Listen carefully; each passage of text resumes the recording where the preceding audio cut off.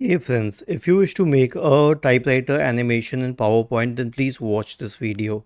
So search for PowerPoint in the Windows search bar and open PowerPoint.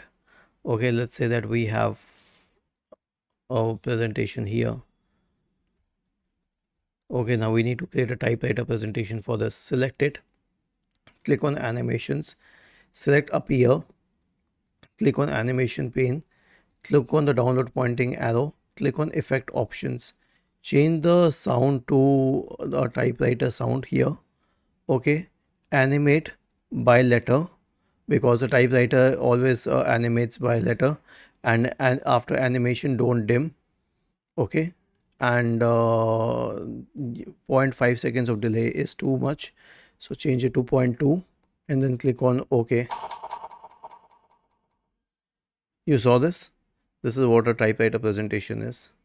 Okay, we can try it once again. Was this helpful? If yes, then please subscribe to the channel. If not, then let us know in the comment section of the video on how we could help you further. Thank you for watching this video and have a nice day.